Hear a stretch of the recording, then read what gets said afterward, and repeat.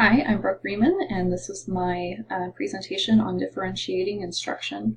I found this to be a really interesting topic for a lot of reasons. For one thing, I felt like it really relates to what I do in my job as an interventionist. I work with groups of students, kindergarten all the way through 6th grade, and they get put into these groups based off their assessments and their scores, and we look at what their needs are individually, and then we kind of try to group them with other students who maybe have that same need.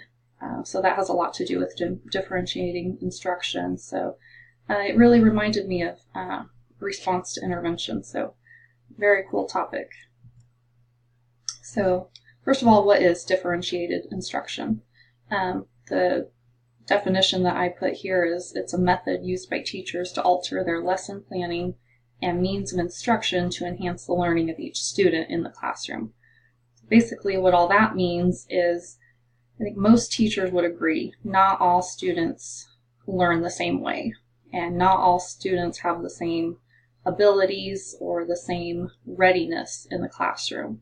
So it really doesn't make a lot of sense to teach students in the way that they usually get taught, which is the teacher just stands there and lectures, and the students are all supposed to be expected to learn the material the same way and at the same rate. It doesn't really work that way. And so this idea is for teachers to put students into groups or pairs, or to maybe even have them work individually, but to recognize what their needs are and then get them the help that they need. And if you have someone who's maybe a more hands-on learner, you can find some materials that are more concrete and are going to help them kind of master that skill in a little bit different way. Or if you have somebody who's a more visual learner, there's different things that the teacher can do. So with this method, teachers are able to use a variety of strategies and not just one strategy to try to teach material to students and to make sure that they are actually understanding what is being presented in the classroom. So how do teachers differentiate instruction? Teachers use a variety of instructional approaches to meet the needs of all students. Elements of differentiated instruction include content, process, and product. Differentiating involves making changes to one or more of these elements. And so, like in my notes from the module, I found that content is the knowledge and skills students need to master. Process, there are the activities students use to master the content, and product is the method students use to demonstrate learning. So to differentiate in the classroom, the teacher could choose to change just one of these things. The teacher could change two or maybe all three of these to try to meet the needs of the students. Another important part is that lessons are not tailored for students on an individual basis. Students are actually put into groups and are given different instruction and assignments that will benefit them as a whole of my job as an interventionist, because, like I say, we're grouping students based on similar needs, or at least that's what we do in intervention. In this module, it talked about the teacher could choose to put groups together based off of similar need, or the teacher might actually choose to put some of the higher level students with those who are struggling a little more, because they can help each other out and they're going to bring their own kind of dynamics to the group. So that's one way that it's kind of slightly different from intervention, whereas we're looking at the data and we're looking at, are they missing a certain skill? Is it CVC words? Is it multi-syllable words? Is it fluency? And then we group students based off of that. But it still is that similar idea of students can kind of work together and work with their peers who are maybe at the same level or maybe have a similar learning style, as well as ability. So my next slide is, how can teachers prepare their students and their classrooms? And this is kind of a tricky part, and this is something that if a teacher is wanting to implement this in the classroom, it's definitely going to take some time, I would say, just based off the research that I've done. It does take quite a bit of work. So to prepare students, I would say, first of all, you really need to kind of explain to them that they're going to be learning in a little bit different way than what they're used to. They're going to be in groups. They're going to be helping each other a lot.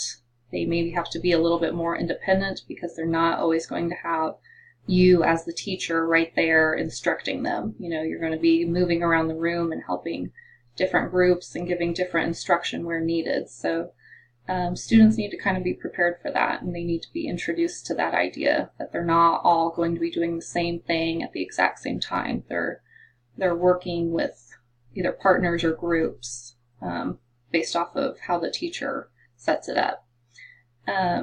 Definitely students should be taught expectations and procedures right off the bat. I know in the module, one of the teachers made a point of saying that she thought there were fewer behavior problems, or that classroom management was kind of a little bit easier with groups. In a way, I can see that because they're doing something fun and they're not just sitting there being bored. But I know in my job, I've worked a lot with splitting a classroom of students into groups, and they can sometimes get very off task and very loud, and they're not always doing what they're supposed to be doing. So I would say in this setting, especially since it's something new, you're really going to want to explain to them what's expected, what they're going to be doing in their group, what the procedures are for every day, so that there's no question in their mind. They know exactly what they're supposed to be doing. And I think that would probably help a lot with classroom management. Students need to be taught how to work in small groups, I think, is another important point. Like I said, I, for example, have a group of second graders, a large group of second graders, about 22 kids. And it's me and another interventionist who are sharing this group. And the teachers wanted us to put them into groups, 3 groups. So we had pretty large groups, several students in each one. And the noise level was just ridiculous, and they're off task, and they're not always doing what they're supposed to. We didn't really model it, I guess, for them. We just kind of put them into these groups and just let them have at it, and that really wasn't the way to go. They need to know the expectations, of course, and they need to know what the appropriate voice level is and how to be on task. With this group of my second graders, I ended up making the suggestion, well, what if we make 4 groups so that we have fewer students in a group, and see if that helps. And so we did that, and that has helped a lot, definitely. Also in the module, it was mentioned to maybe have assign a student to be the noise monitor for that group, and I really love that idea, and I'm actually wanting to try that with my second graders. I know how much they really like to kind of feel important or like they have a job, and so I could just imagine that if I assign one of them, okay, your role is to kind of monitor the group and make sure nobody's getting too loud or getting off task, I think they'll probably really respond to that a lot. So I'm anxious to try that with my own group. As far as the classroom, teachers should really consider the setup of the classroom. The teacher desk should be, kind of out of the way. It's not going to be just kind of right there, the focus of the room like it sometimes is. It needs to be maybe to the back, kind of pushed against a wall. Student desks are probably going to need to be shuffled around a little bit, especially if you are going to have some groups.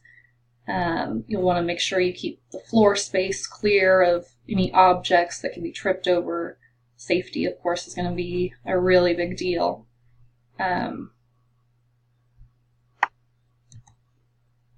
Okay, so what will this look like in the classroom?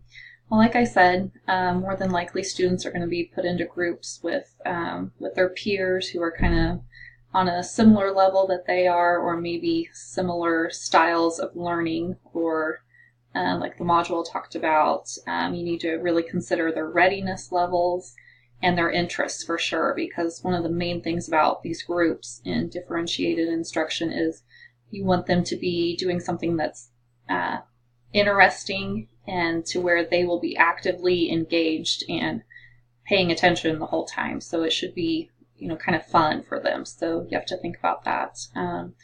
But like I said, they could be in small groups, they might be in pairs, they might be independently or just working kind of one-on-one with the teacher. It can really vary. Flexible grouping is a priority, meaning that groups may change frequently. And this again reminds me a lot of intervention, because we are constantly changing groups. Well, I shouldn't say constantly, but pretty often. We're always looking at data and looking at, is our intervention working? And if it's not, then we know that we need to make some changes. Maybe they need to be with a different teacher. Maybe they need some different instruction. And if it is working, then we might want to go ahead and move them on to a different skill. So we want to make sure that they're always being challenged, and that's, I think, how it is in differentiated instruction too. You want them to always be engaged and to be challenged, but yet learning something too. So their groups are going to change a lot. It could change even over the course of a day, possibly, or over several weeks. And students should always be, as I said, participating in tasks that are interesting, challenging, and engaging to them. That's a very important part of this whole thing. So let's look at some things that would not be an example of differentiated instruction. So A, a teacher giving a test to all students every Friday. Why? Assessment is a huge part of grouping students, and it gives teachers valuable information about the progress students are making or not making. So like I said, in a basic classroom, teachers might teach an entire unit and then decide to give a test at the end, and then you're just kind of left with the results of that. And it's just kind of like, okay, these students got it, these students didn't get it, but there's really not a lot you can do about it at that point. Whereas if you're testing or giving some kind of assessment throughout the unit, then you're able to look at what's working and what's not working, and are they learning something or not, and you can make changes as you're going along. So I put under what to do instead, teachers could choose to assess students before, during, probably several times during, and after teaching a unit. And this gives the teacher that valuable data to be able to consider. And one other example of what would not be differentiating instruction is a teacher delivers instruction primarily by lecturing. So why is this not a good thing? The teacher might not be able to meet the needs of all students. So like I said at the beginning of my presentation, teachers know that not all students learn the same way and they don't all have the same abilities. So it really just doesn't make sense to try to teach them all the same way or expect them all to learn at the same rate or at the same time. So what teachers can do instead would be to sort students into groups based on whatever needs need to be met the most. And groups can work on certain materials and certain activities that are appropriate to their levels of readiness and interest. So these might be more hands-on kind of activities. These might be, who knows what, just whatever's going to work for that particular group of students and whatever's going to benefit them the most within that group. And my last slide is just going over my sources used for this presentation, which was the IRIS module and the 2 handouts that were provided. So that's my presentation, and I hope you enjoyed it. Thanks for watching.